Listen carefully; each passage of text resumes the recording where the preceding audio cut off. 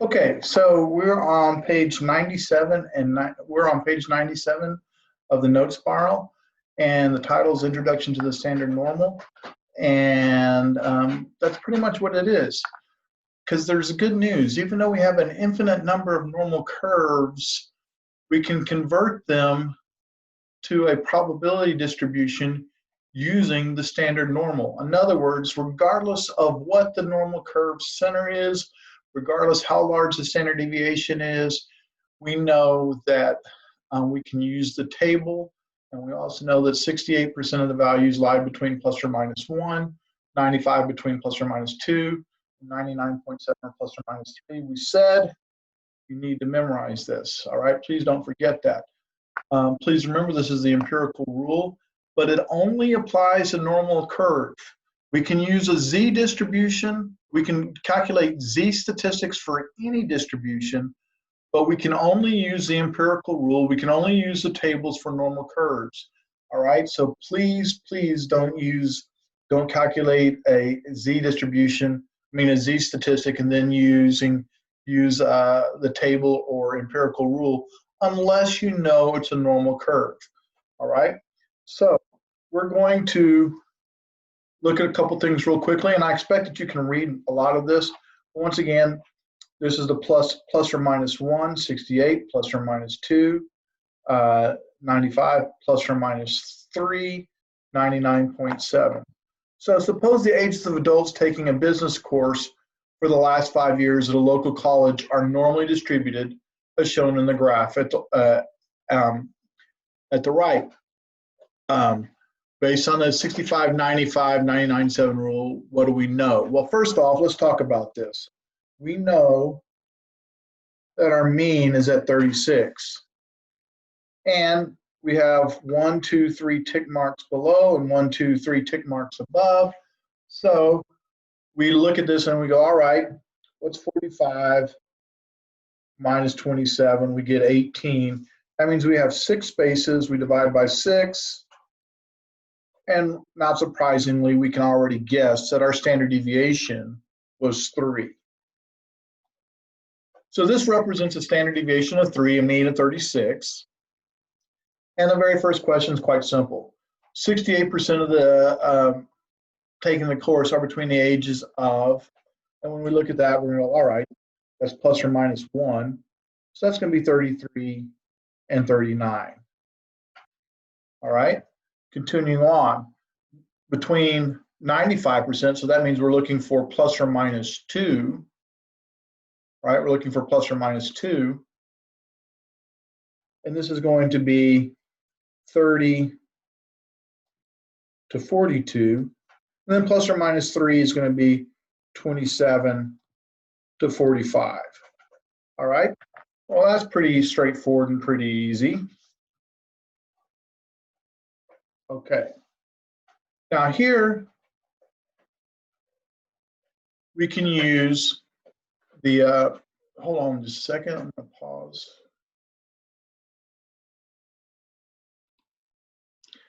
Okay, as I was saying, we could go ahead and use the empirical rule to answer these questions. And we'll do that a little bit, but I also want to refer to the table. All right, because I want you to get used to seeing the table. So we want to know the percentile rank for 27. So I want to know the probability that someone's less than 27. So I could use the empirical rule. And it's like, well, the empirical rule is plus or minus 3. So we know 97% goes from 27 to 45. So we can go 1 minus 0.997. All right. And when we do that, we get a value equal to 0.003. But how many tails do I have? I happen to have 2 tails. So I have to divide by 2. And I end up getting 0.0015. All right. And that would be my approximate answer using the empirical rule. I could go to 30 and it said, okay, well now I'm looking from negative infinity all the way to 30. All right, well, this is plus or minus 2, which is 95. So I could do the same thing. 1 minus 0.95, and that equals 0.05. But once again, I have two tails, so I have to divide by 2.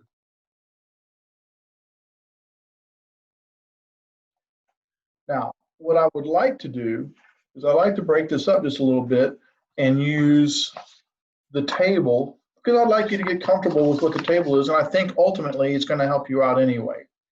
So going back to the first one, 27, we know that it was 3 standard deviations below. This was a -3. This is a -2. This is a -1. This is at 0. This is at 1. This is at 2. This is at 3. All right, so -3, I look at it and go, oh, it's 0.0013. Wow, that's close. Tenths, hundredths, thousandths, 10,000ths. So with the table, we end up getting 0.0013. Pretty close. Here we had 0.025. This was 2 standard deviations, all right? Because the 30 was a -2 standard deviation. So if I look up -2, I end up with 0.0228. So instead of 0.025, the table would have given us 0.0228. Still awfully, awfully close. Using the table, 33. So we're looking for everything below 33. We're at -1 standard deviations. So at -1 standard deviations, we're looking at 0.1587. That's from the table. If we were to use the empirical, we go, okay, that's 68%. So 1 minus 0.68 equals 0.32 divided by 2 is 0.16. Now, some of you are going, well, Mr. Spencer, if we're taking a quiz or a test, which one do you want? And the answer is either one would be fine. There wouldn't have been an issue. They're close enough. All right, they're close enough. Okay, so 36. I don't even have to look it up. It's midway. Half the data is below it. That's my median. It's also the mean. But because it's symmetric, the mean and the median are equal. So this is 0.50. 39. All right. So 39 is 1 standard deviation above. And this is where the table, I think, it starts to make things a little bit easier. So 1 standard deviation above, well, that's 0.8413. So 0.8413. 42, 2 standard deviations above. And remember, these are empirical, these are percentile ranks, so they go all the way to everything below it. So this is 0.2 standard deviations above, is 0.9772. Now, real quickly, some of you are probably going, hey, Mr. Spencer, I thought you said that plus or minus 2 was 95%. And I did, but be really careful. All right, plus or minus 2 is 95%. So that's 0, 1, 2, 3, -1, -2, -3. So from here to here is 95%, or better yet, let's look up here. This represents 95%. But what we just did with the 42 is we didn't go 42 to 30, we went 42 to -infinity. All right, so 42 to 30 would be approximately 95%. But we went from -infinity to 42, so we did a percentile rank, and that's 0.9772. If we go all the way to 45, that's positive 3 standard deviations, and a positive 3 standard deviations is at 0.9987. Now notice that's different than the 0.97. And once again, is because this 45 went all the way, -infinity all the way to 45, as opposed to the distance between -3 and +3. As I said, the 45 went all the way to -infinity.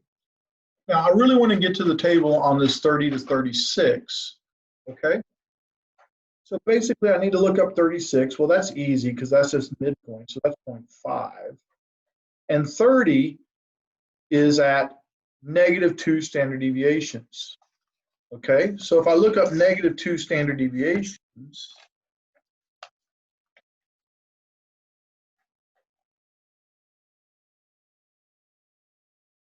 and -2 standard deviations, I scroll that down, or try to, I'm having a little trouble getting it all to fit.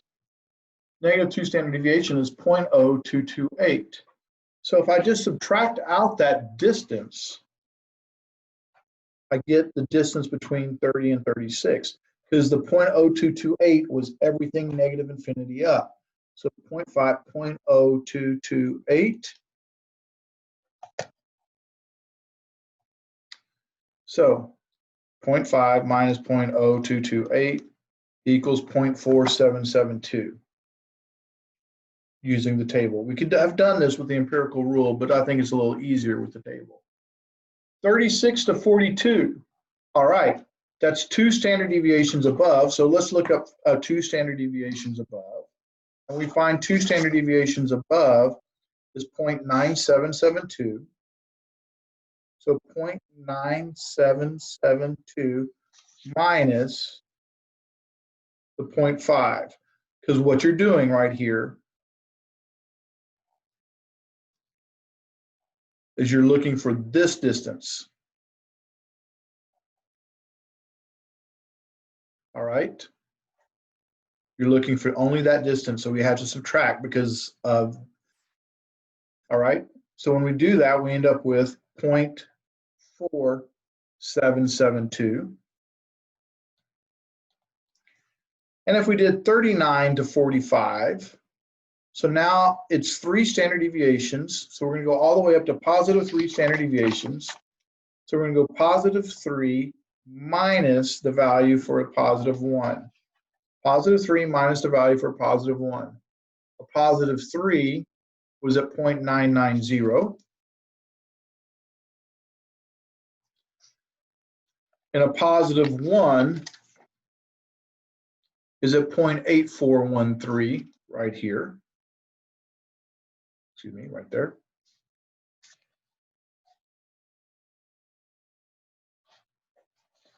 I messed that up on something. So +3 is 0.9987. That's right there. Oops, excuse me.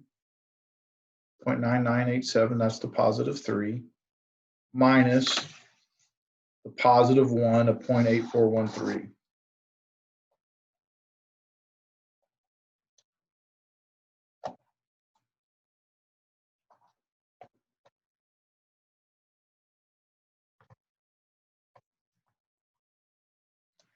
We end up getting 0.1574.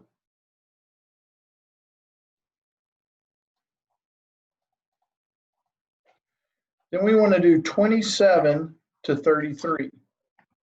27 to 33, hold on just a moment.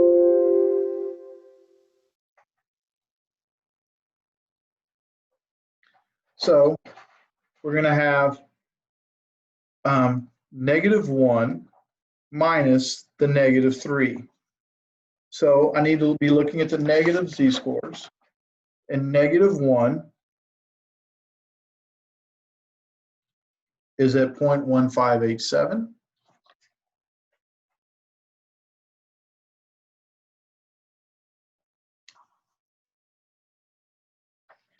And -3 is at 0.0013.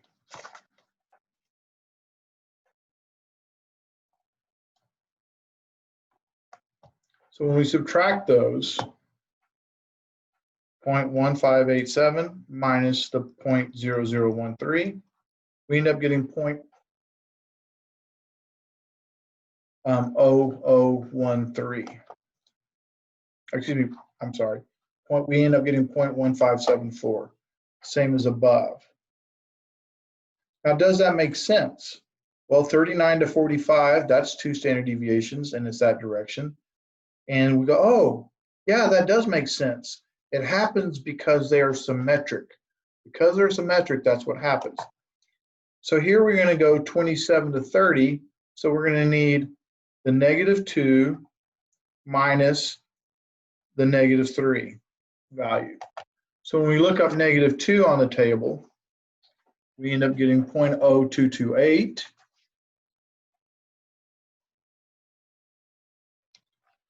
And the -3 value from the table is 0.0013.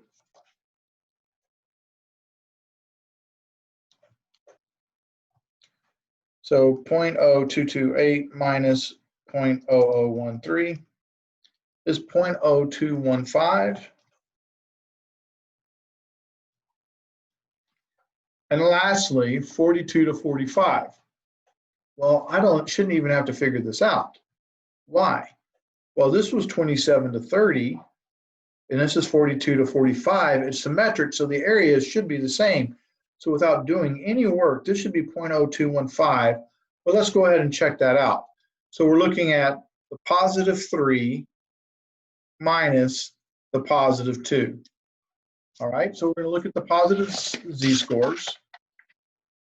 +3 is 0.9987.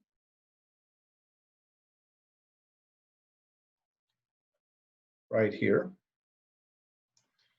And +2 is 0.9772.